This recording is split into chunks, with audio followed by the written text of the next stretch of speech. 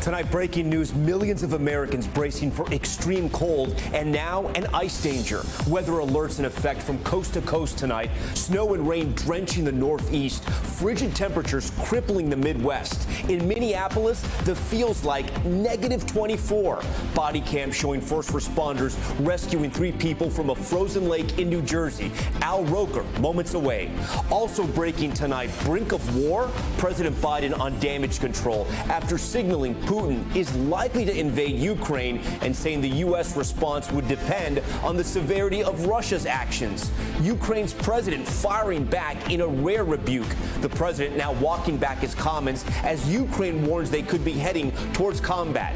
Andrea Mitchell in Geneva pressing for answers. Tonight she joins Top Story along with former NATO Supreme Allied Commander Admiral Stavridis. Live shot scare the moment a reporter was hit by a car while on live TV. She managed to get up and somehow finish her report. Tonight she joins us live with an update on how she's doing and to break down what happened.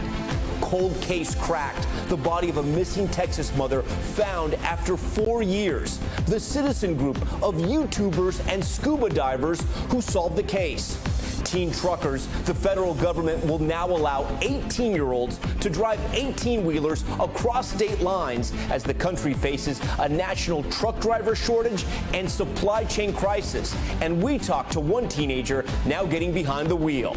And wild crash dash cam video showing a truck flipping over several times, bringing down power lines in California. The driver walking out of the wreckage. Top Story starts right now.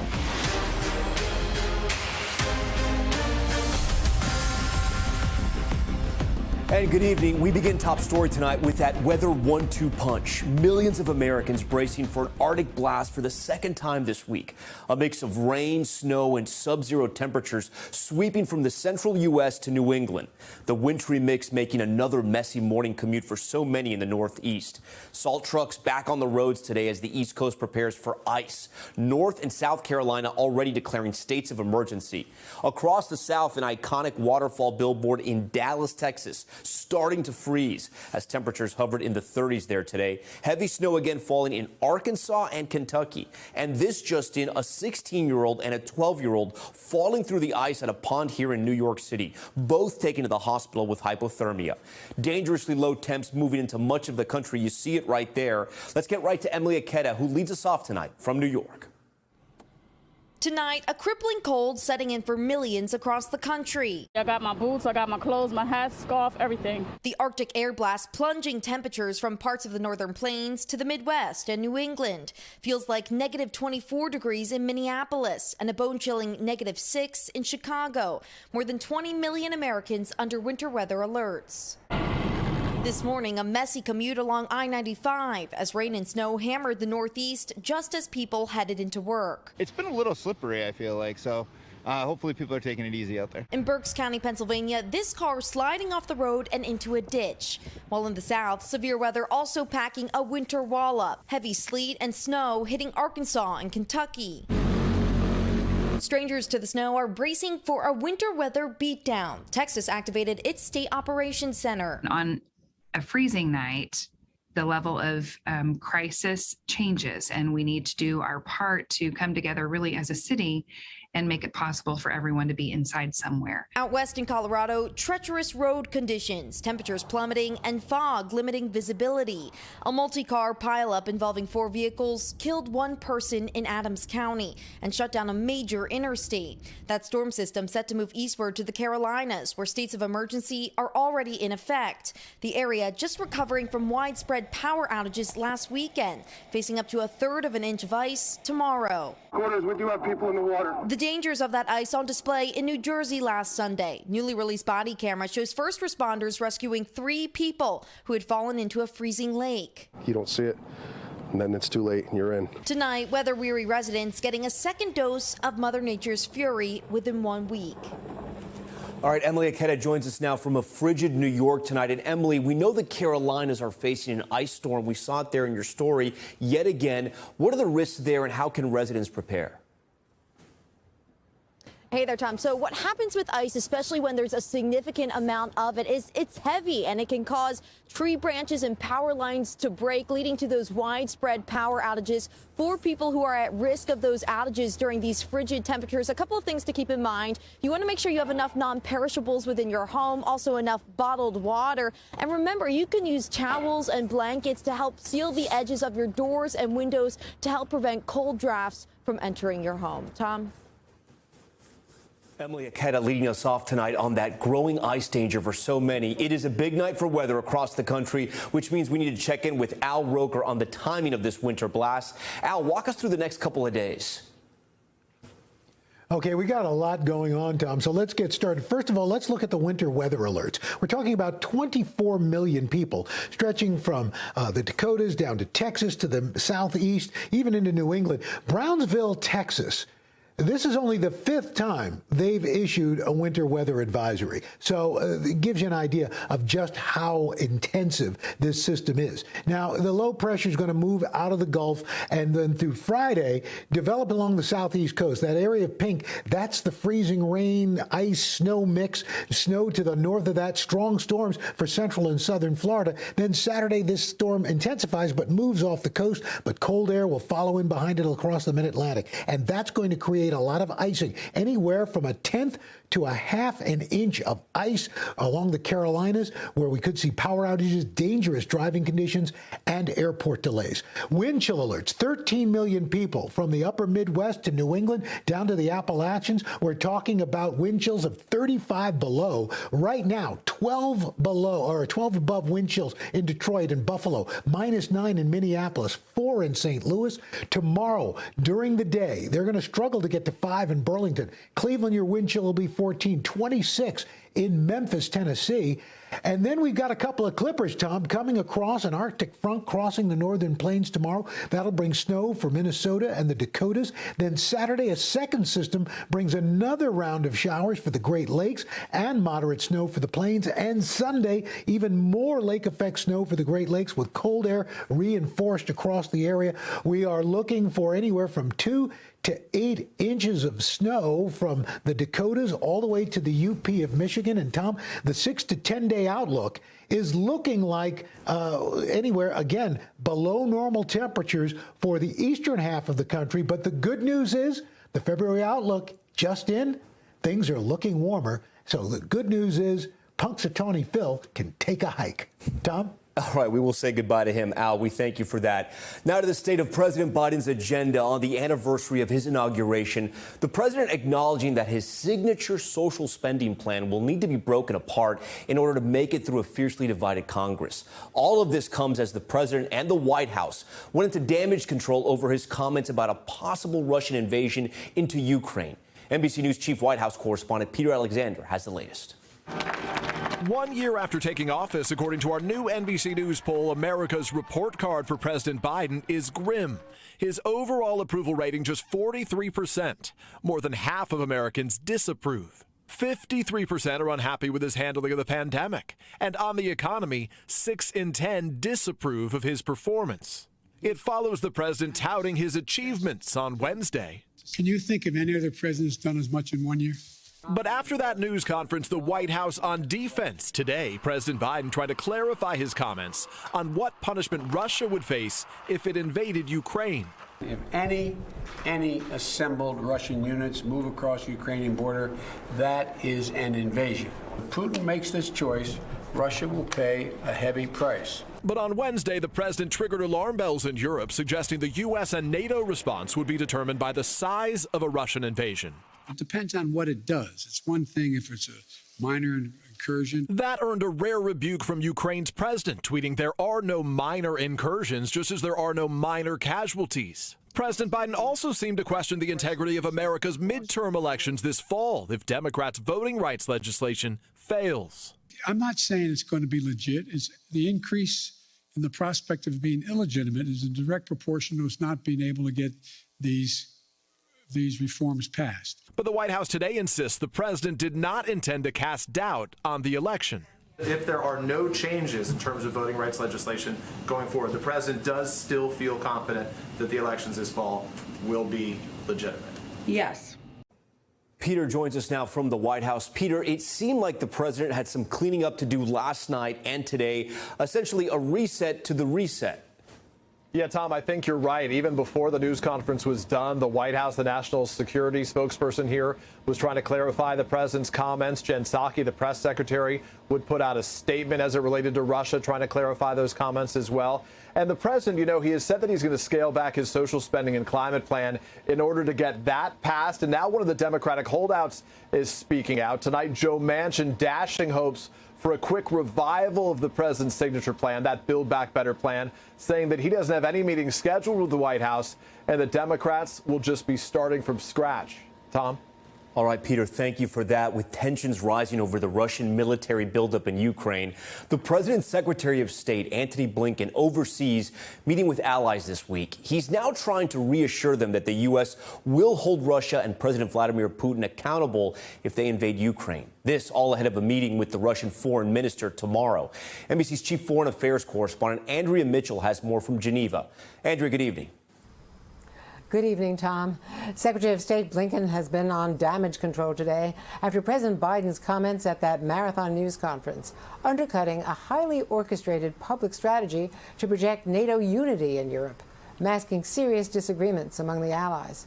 A day before his critical meeting with Russia's top diplomat, Sergei Lavrov, tomorrow. As Russia continued to build its forces against Ukraine, Blinken met with allies from Germany, France, and Great Britain in Berlin. French officials and other allies have made it clear they are not all on the same page as the U.S., which has threatened tough sanctions against Russia. But U.S. officials did not expect the president to say so last night. So Blinken's mission today was to reassure the allies and Ukraine, clearly shaken by the president's candor. Before leaving Berlin, Blinken told a leading German TV network, "If a Russian soldier crosses into Ukraine, then we have a profound problem, a clear attack on Ukraine, whether it's one soldier or 1,000 soldiers." Separately, NBC News reported tonight that CIA Director William Burns, a former ambassador to Moscow, was in Europe on a secret mission just last week, consulting officials, intelligence officials in Kyiv, in Berlin and Brussels to figure out Putin's intentions, or try to. Tonight, Blinken landed in Geneva for his high-stakes meeting with his Russian counterpart here tomorrow. Mr. Secretary, what's your message to Putin, sir? Hi, Andrea. How are you? Well, what are you going to say to the Russians? We'll talk tomorrow. Tomorrow's meeting will be a chance to see whether the president is right, that Vladimir Putin is likely to invade. The worry is that Putin might see NATO's disunity as a sign of America's weakness. Tom? All right, Andrea Mitchell pressing for answers and a lot of new reporting tonight. For more on those escalating tensions between Russia and Ukraine, joining us again on Top Story is Admiral James Stavridis, a retired U.S. Navy admiral and former Supreme Allied Commander of NATO. Admiral, first, I think it's important for us to show the viewers what's happened over the last 24 hours and the change in comments and tone from the Biden administration. Let's take a look. It's one thing if it's a minor incursion and then we end up having a fight about what to do and not do, etc. I'm not so sure he is certain what he's going to do. My guess is he will move in. He has to do something. Our interpretation of any country, in this case Russia and Vladimir Putin, denying or violating the sovereignty and territorial integrity of Ukraine will be interpreted as aggressive action, and it will be met with a cost, a severe cost. I've been absolutely clear with President Putin. He has no misunderstanding. If any assembled Russian units move across the Ukrainian border, that is an invasion. But it will be met with severe and coordinated economic response that I've discussed in detail with our allies, as well as laid out very clearly for President Putin. The president there reading from a scripted statement. Admiral, if you were in your former job as Supreme Allied Commander at NATO, after hearing everything, what would you tell the people serving under you? I would say, let's get ready, because the odds are better than even, probably 60, 70%. And I'm getting that not only from the president's comments, but also from my own sources in our intelligence community. There's a growing consensus that the likelihood is that Vladimir Putin will, in fact, come across that border. So we at U.S. European Command, at the NATO Command, where I was Supreme Allied Commander, need to be ready. What does that mean? It means providing the Ukrainians with our best intelligence, giving them cyber, both defensive and offensive options. It means flooding the zone with military weapons that are defensive in nature but lethal, anti-armor, anti-air. It means providing the Ukrainians the best chance they can have to push back and incur a cost on Vladimir Putin. That'll be a job for our military and for the NATO military. I'm confident they're ready for that. I hope Vladimir Putin realizes how ready we would be. Admiral, how do you think the troops in Ukraine feel? We did get that rare rebuke from the Ukrainian president. Again, to remind our viewers, Ukraine is our ally. The Ukrainian president tweeting, there are no minor incursions. If you were leading those Ukrainian troops, what would you tell them so they wouldn't lose morale? They wouldn't lose the support they had right now? Yeah, Tom, the good news is, believe me, the troops who are in the trenches are not breathlessly following the blow-to-blow back and forth between Washington, Kiev, and Moscow. They are very focused on making sure that their anti-tank weapons are sighted in correctly, that they have the anti-air capability to take down Russian helicopters. They are very focused on the tactical event. But what I would say to any Ukrainian soldier is this: Ukraine, have stood with NATO. They deployed with us to Afghanistan. They were part of our efforts across the board when I was Supreme Allied Commander. We will ensure that you have every possible military capability you need to push back against what unfortunately appears to be a coming invasion of your country. Take heart. We will do all that we can. Admiral, finally, if Russia does invade, how do you think the U.S. responds? And do you see a situation where we ever send U.S. troops there? I do not see a situation where U.S. boots on the ground are going to go in and fight for Ukrainian sovereignty. What I do see very much is a very strong, capable military effort to strengthen the Ukrainian military. I see, perhaps more importantly, Tom, an economic effort to cut off the Russian economy from the entire global system. And thirdly, I see a diplomatic effort that brings NATO and Europe and the Western democracies together against Russia. And by the way, if Vladimir Putin thinks the Nord Stream 2 pipeline is ever going to come online if he invades Ukraine, forget about it. As we say in New York, there'll be nothing but air whistling through those pipes for a long, long time. All right, Admiral Stavridis, we thank you for your time and, of course, your expert analysis. We want to move now to the growing crisis in Tonga. Planes carrying clean water and aid finally able to land there today. The runways cleared of ash from that massive volcanic eruption that triggered a tsunami. Harrowing stories of survival beginning to emerge. One man swept out to sea, staying afloat for, get this, 27 hours. Here's senior international correspondent Keir Simmons. After an agonizing 5 days in the dark, tonight, Tonga finally getting desperately needed aid. In the wake of a massive volcanic eruption and tsunami that rocked the remote island chain. Planes from New Zealand and Australia carrying generators, temporary shelters, and most crucially, clean water as volcanic ash continues to contaminate the drinking supply.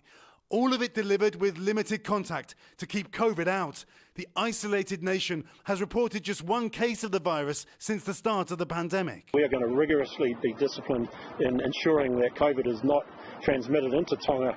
New videos from the main island show the devastation up close for the first time. Homes destroyed, piles of rubble covering the streets, all of it covered in a layer of ash. Everyone here is in the process of cleaning up. The dust from rooftop, trees, from offices, vehicles everywhere. Journalist Marion Kupu recalling the terrifying moments following the eruption, which experts say may have been the loudest blast on Earth in more than a century. It's like when you're in the airplane, you couldn't hear properly. But the sound, the blast was so loud that our ears were ringing and we couldn't hear anything. At least 3 people confirmed dead, thousands more left without shelter. Aid still slow to reach the outer islands, which bore the brunt of the tsunami's impact. Waves reaching heights of 50 feet. Those are the islands that I understand, are being evacuated by the Tonga Navy as we speak. Olympic flag bearer Peter Tafatafuha, among those still desperate for news of their loved ones, talking to Tom on Tuesday about his father still missing. What is your message to your dad tonight? First and foremost, I want to reach out to my father, but also to all the Tongans in Tonga who are going through a difficult time. I just want all of you to know that we are here. We're waiting. We're ready. We've got as much help as we can coming. As communication lines on the main island are slowly restored, stunning stories of survival are starting to emerge. 57-year-old La Sala Faulau says he was swept out to sea by the tsunami, swimming for 27 hours before making it back to shore. The Tongan people are courageous, and we're very resilient. And I think there's a general sense of trying to bring back a level of normalcy. The recovery effort just beginning, with fears toxins in the air and in the ground could affect not only the water, but also crops and livestock for months to come. But as a COVID-wary nation rejects outside help, the people of Tonga now left to pick up the pieces, largely on their own. Keir Simmons, NBC News. All right, we thank Keir for that. We're also following developments tonight on the COVID front here at home. As the U.S. still averages 800,000 new confirmed cases a day, Dr. Fauci predicted today that most cities will hit their peak in mid-February before seeing a decline in cases. He also anticipates that the COVID vaccine for children under 5 could be ready in less than a month. All right, still ahead tonight.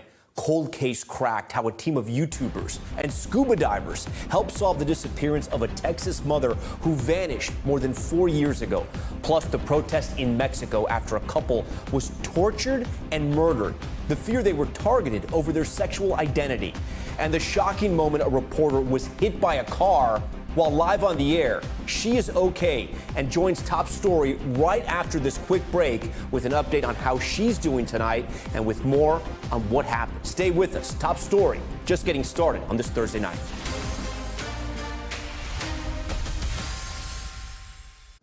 All right, we're back now with the harrowing moment caught on camera during a live news broadcast. Tori Yorgi, a TV reporter for our affiliate WSAZ in West Virginia, was just beginning to do a live report on a water main break when this happened. Tori Yorgi joins us now live in Dunbar. And Tori, they're not seeing any flakes, but wet roads. And now we're starting to experience, unfortunately, in freeze thaw, we see this, water main breaks. I just got hit by a car, but I'm okay. I just got hit by a car, but I'm okay, Tim. That's first for you on TV, Tori. Woo! We're all good. Are you okay? I'm okay. Yeah, you know, that's live TV for you. It's all good. I actually got hit by a car in college, too, just like that. Wow. I am so glad I'm okay. Yeah. You're okay. You're okay. We're all good. This is, oh, you know what? It's, one sure woman you're band. okay, Tori? We're good, Tim. Ma'am, sure you okay? are so sweet and you are okay. It is all good. You know, oh Lord. So you know, it's my last week on the job, and I think this would happen. So you were bumped specifically in, to me, Tim. Were you bumped down low, Tori, or were you hit up high? I couldn't really tell from looking. Oh, I don't even. Do you know if I was bumped down low or up high, sir? I just saw you disappear. I don't even know. I don't even know, Tim. My whole life just flashed before my eyes.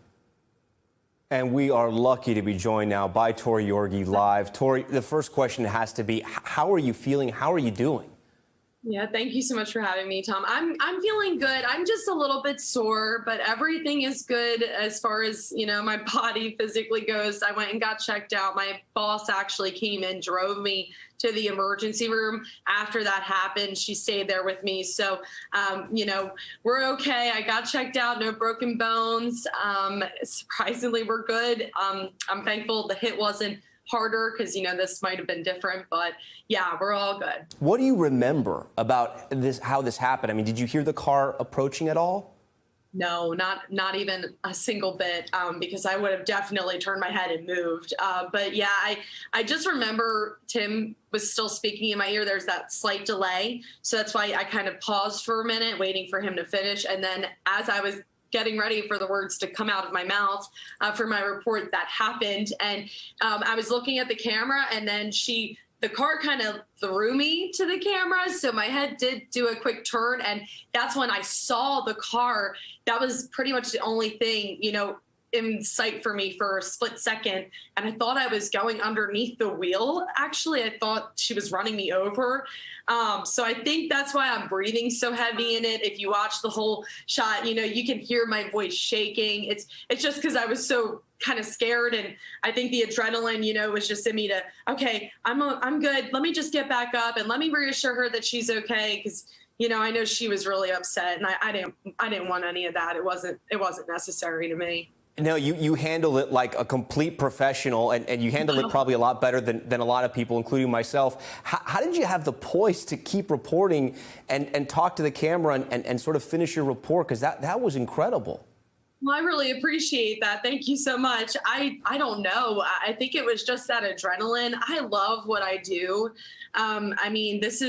This is my career. I just love this career, and I love everything about it. And I think in that moment, and the viewers here in West Virginia are very loyal to us.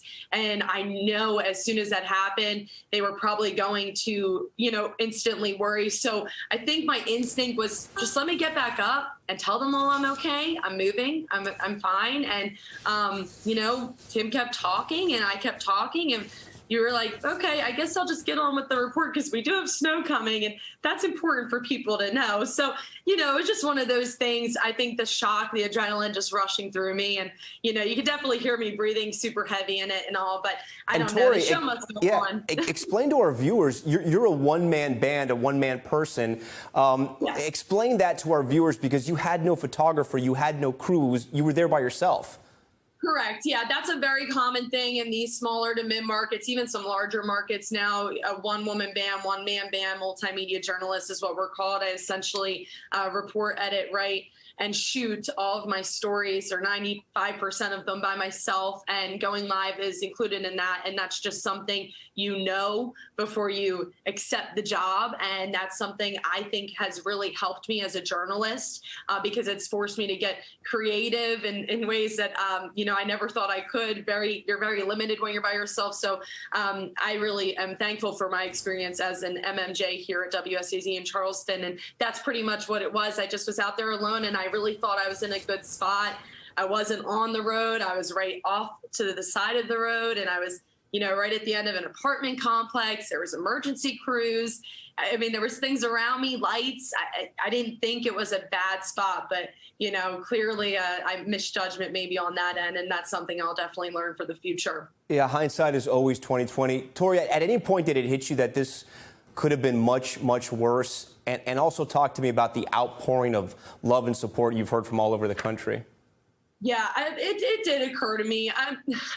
I get emotional because my mom, when she sees stuff, obviously, and my family, they get really worried about me. And that's the only reason it's just a scary moment. And, it's not every day you're, out reporting, you get hit by a car like that. I report every day like this. So, yeah, I don't think in that moment it dawned on me how bad it could have been, because I had some coworkers say, if you were just a couple, like a foot another direction, and thankfully she had a big car, and I think it was just big enough that it shoved me, perfectly into the camera and into a pile of snow, or at least I think it did. I kind of blanked out at that point. But yeah, so it definitely did dawn on me. And I have had so much outpouring of support. It's been amazing. It's incredibly flattering, and something I think I deserve, but I appreciate very much social media, emails, calls, texts. I can't even get back to everybody as fast as I'd like, but I definitely appreciate it, and really thank everyone that's showed any kind of support and just let me know their well wishes. Tori, I know this is your last week there in West Virginia. You're headed to Pittsburgh. I can tell you the viewers there are lucky to have you. I have a feeling this is not the last we've heard of you. Tori, you're going to have a big, long career. You have the right attitude, and you are incredibly lucky. Go play the lottery or something. Have a great night. Thanks for joining Top Story tonight. Thank you so much for having me. And we will look for your work in the future. All right. Still ahead tonight, right here. Another wild crash caught on camera, a truck flipping over multiple times and taking down power lines. An update on that driver. And the small city with big costs, Guad Venegas takes us to Reno, Nevada, why it's quickly becoming one of the least affordable cities in the country. Stay with us.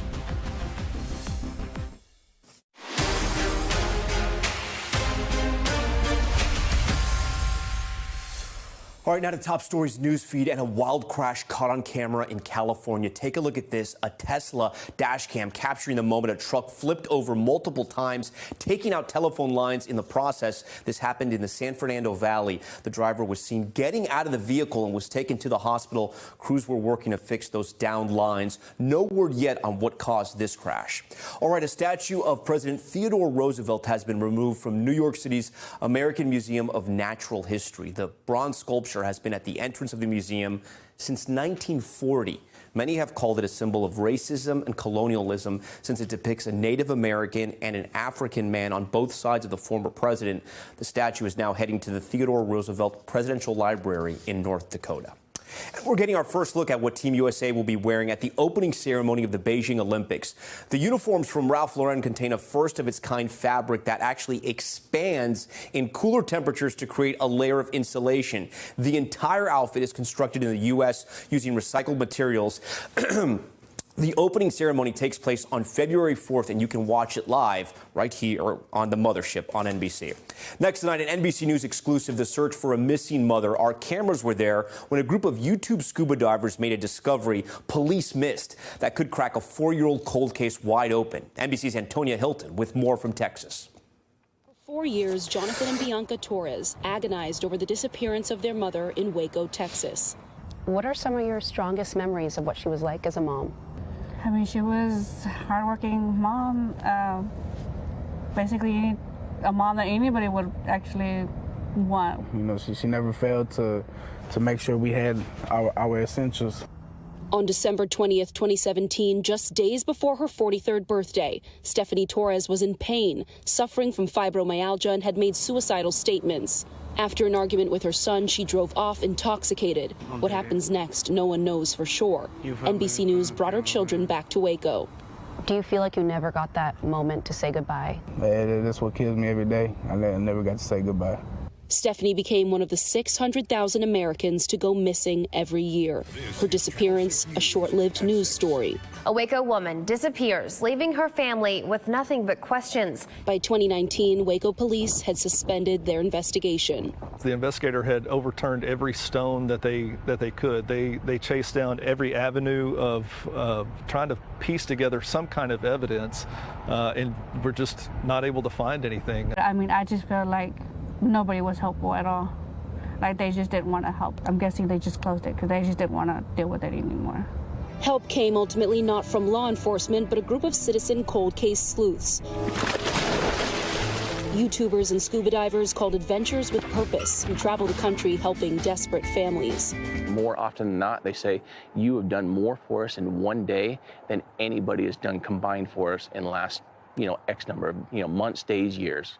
So we'll scan both sides of this bridge. For Jared Lysick, it started in 2018 as a hobby, clearing trash from waterways. Then they found cars and missing people.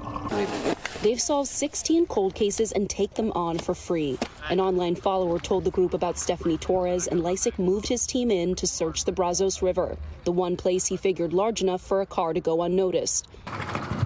Authorities never investigated. Just 1 hour into the dive, word from the water had Bianca in tears. It's a Kia.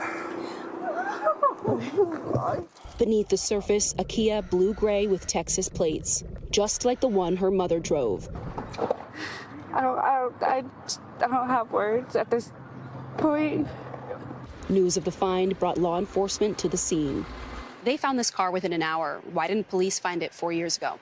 Unfortunately, after reviewing the reports, the original investigating detective did not find any information that led them to believe that she was in a body of water or in this location at all. That door area right there. So. By late in the day, the car was on land. Police confirmed it was indeed Stephanie Torres' vehicle. And there was more that Jared Lysick had to tell the family. So we do have confirmation that there are human remains inside of the vehicle. A DNA test will be necessary to ID the remains, but the Torres family believes after 4 years, they've found their beloved Stephanie. But now at least we know she's at peace, at least. She's not suffering. For Stephanie's children, it's not yet closure, but at least now they have some answers. Antonia Hilton, NBC News, Waco, Texas. We thank Antonia and her team for that story. Now to a new measure being taken to help with supply chain issues. Teens taking the wheel, new deregulation bringing big changes to just who can drive America's big rigs across state lines. But is it safe? NBC's Zincle Esamwa has a story. Tonight, a new rule will allow 18-year-olds to drive 18-wheelers across state lines. The federal government announcing the establishment of the initiative this month. We're all right with these kids going into the military at the age of 18, being able to use weapons at the age of 18. They're able to vote at the age of 18. They should be able to do a very honest career in trucking at the age of 18, too, with proper training. Federal law says 18-year-old truckers can only drive semi-trucks in-state. The Safe Driver Apprenticeship Pilot Program allows 18 to 20-year-olds to obtain a commercial driver's license, or CDL, to drive semi-trucks across state lines. Colton Rogowski is one of those teens who plans to participate. I was originally on a path to go to college. However, it's a lot of money and a lot of time. Instead, he went to trucking school and earned his CDL. He now hopes this program will increase his earning potential. So this creates a lot more opportunities for me. The apprenticeship also requires motor carriers, those providing the trucks, to meet specific criteria. Are you planning to apply to participate in the apprenticeship program? To give you an idea how archaic this is, right? Colton, who lives in Milwaukee, can't drive an hour and a half down the road to deliver in the state of Illinois. Kurt Wrights is president of Contract Transport Services, one of many trucking companies that hopes to soon participate at a time when industry leaders say there are major trucker shortages. We're short over 80,000 drivers today, an all-time high. With prices up and a surge in demand for shipped goods, the country now turning to teens to take the wheel. Unfortunately, the pandemic conditions were used to say we have a driver shortage and we need to tap into the teenage driving population. The program has prompted critique from safety advocates who worry young drivers will be ill-equipped to drive trucks absent of truck safety features. They're one of the most dangerous driving populations, and there's not significant training required. Data released in November revealing a 36% increase in truck crash fatalities from 2010 to 2019. But that number was much higher for young drivers, with 16 to 20-year-olds seeing a 267% increase. Still, the Federal Motor Carrier Safety Administration says the pilot program can continue up to 3 years. It will ease the impact of supply chain issues right now that we're dealing with. All right, we're going to have to wait and see if this works. Zincle Esamwa joins us now from here in 30 Rock. So, Zincle, it's a really interesting policy that could have an impact on our wallets and our grocery stores. But on the safety issue, what are the other restrictions involved in this pilot program? Yeah, Tom, so the program involves 2 probationary periods where drivers need to clock hours on the road with a more experienced driver. That driver needs to be at least 26 years old. Apprentices are also prohibited from transporting passengers, hazardous materials, or trucks with more than one trailer. And the trucks they do drive have safety features like automatic braking and front camera capabilities. And that right there is the rub, Tom, because one of the key arguments of safety opponents to this program is that while trucks used on the program will be required to have safety mechanisms, once these 18 to 20-year-olds graduate from these programs, they might not be driving trucks with the same protections. We reached out to the Department of Transportation about these very concerns, but still have not heard back. Tom? Okay, Zincle, we thank you for that so much. We want to turn now to money talks, what consumers and investors need to know from the business world and beyond. The housing market has seen tremendous changes in the last few years. You've probably seen it in your own neighborhoods. Home prices skyrocketed during the pandemic, while supply chain issues and labor shortages crippled contractors, leading to a nationwide housing shortage, even in growing cities. Our Guad Venegas is in Reno tonight, a booming town having a hard time keeping up with all this demand. Tonight, a look at how a city that's booming with growth can quickly become one of the least affordable cities in America. We're not talking about New York or San Francisco, but Reno, Nevada. We're just not building enough housing right now, and it's causing housing prices to go through the roof. Valeria Garcia is a college graduate and working professional. For the past year, she and her husband have been trying to buy a home, but the few that were available, the Garcias were outbid each time. I think it's just getting harder to live that American dream. Catherine McKeel says she was homeless for 5 months, struggling to find affordable housing. It's not affordable. It's for a senior citizen, it's impossible to find housing. I remember when I first got my first apartment, it was a 2-bedroom. I paid $500 a month. And now a studio apartment is running anywhere from $1,000 to $1,200 a month. And the broader data confirms her numbers. In the last 10 years, rent has almost doubled here, and to own is even harder. Washoe County has seen the median home price spike from $150,000 in 2011 to more than $500,000 now. It's pretty desperate. Situation's desperate. The lack of housing is part of a national trend. From 2017 to 2019, the country generally had between 800,000 and 1 million single-family homes for sale at any point. This month, we're down to about 280,000 homes on the market. As a result, prices and rents have skyrocketed. We're starting to build an environment where we've got people working that live in their cars, that live in their trailers. Reno has a low 2.9% unemployment rate. With major employers like Tesla and Microsoft moving in, businesses can't find workers fast enough. How long is it taking to build these homes compared to what it used to take? We used to be able to do them in about 3 to 4 months. Now it's taking closer to 7 to 8 months. So twice as long. Twice as long. For Valeria Garcia, the search continues. Yeah, I knew it wasn't going to be easy. I didn't think it'd be this hard when you've done every single step. All right, Guad joins us now from Reno, Nevada. And Guad, I kind of agree with Valeria there. It should be part of the American dream, right, to be able to work hard and then to buy your home so you don't have to pay rent if you don't want to. This is really impacting everyone. We're seeing these sky-high real estate prices. Here on Top Story, we've been working on this. Some people think the market may cool, but what are some quick solutions in case the prices don't come down? Right, Tom. So the main need is with affordable housing, the people that can't even afford a place to rent.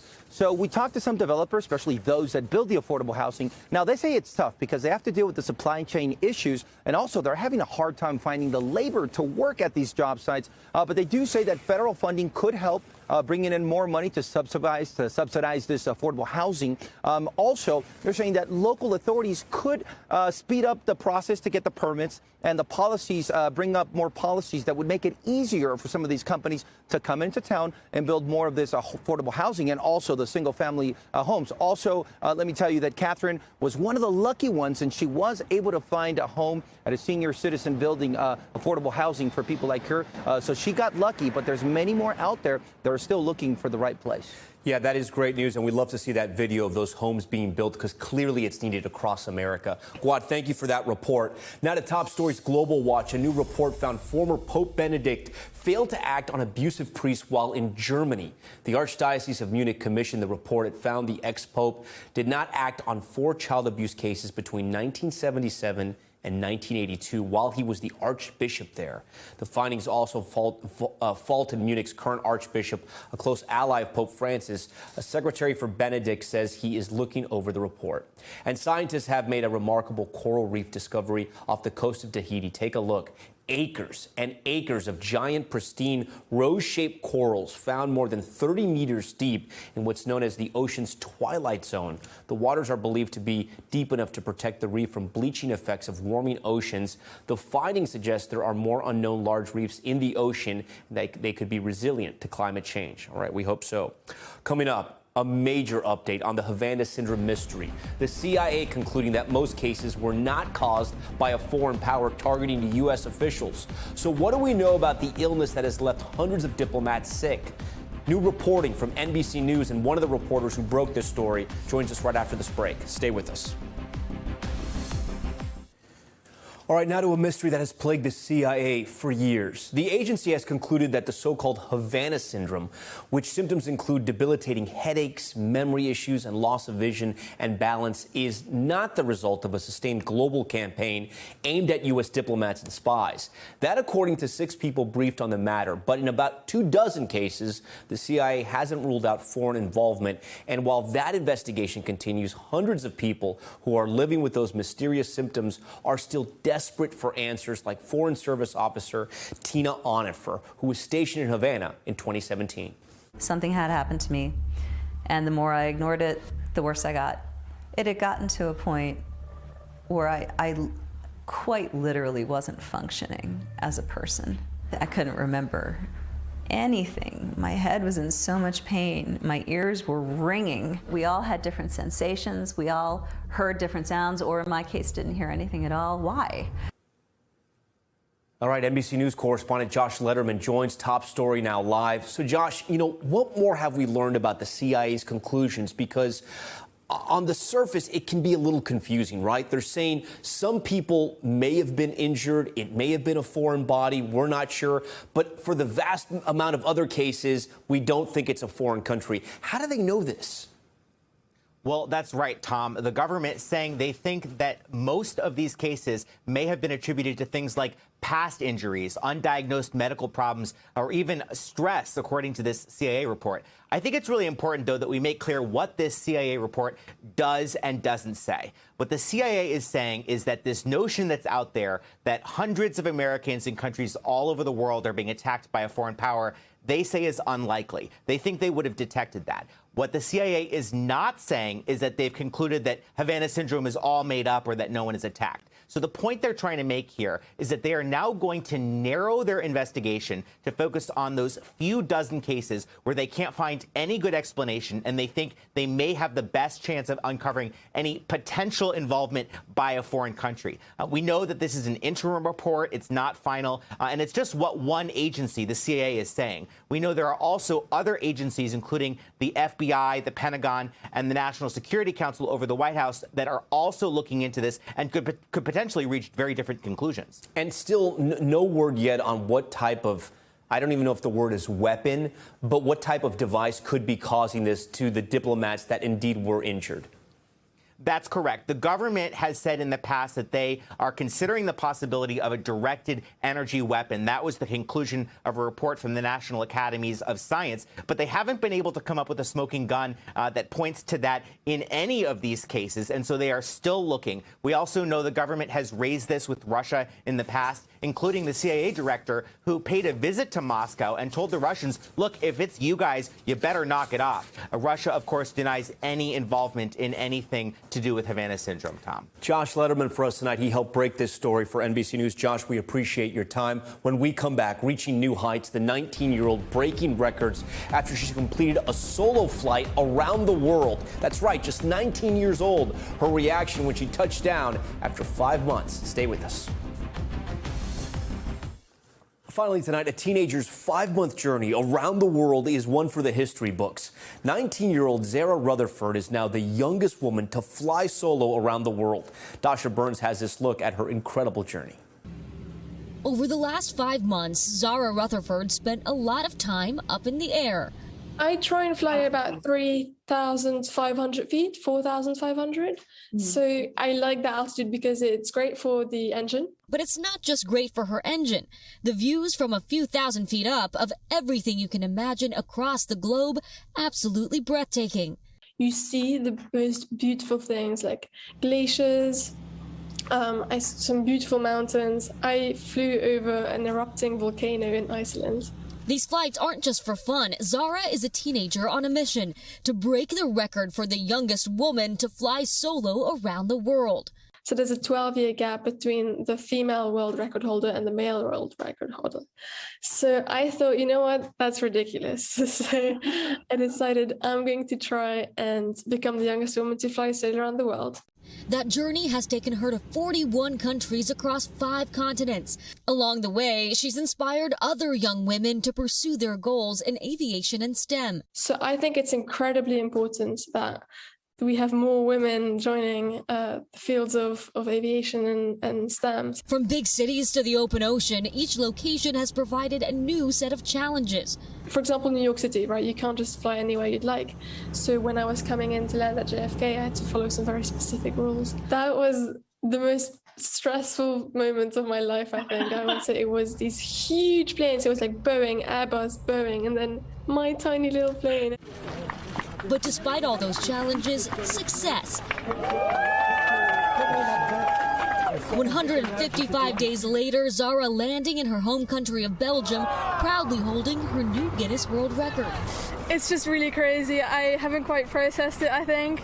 I mean, coming here, I was basically in tears, just trying to imagine what it'd be like to finally be home after 5 months. And even this flight wasn't easy, so I'm just super happy. As for what's next, something out of this world. A dream, an absolute dream, would be to become an astronaut. Dasha Burns, NBC News. Well, she's definitely on track. We thank Dasha for that story. We thank you for watching Top Story tonight. I'll see you right back here tomorrow. I'm Tom Llamas in New York. Good night.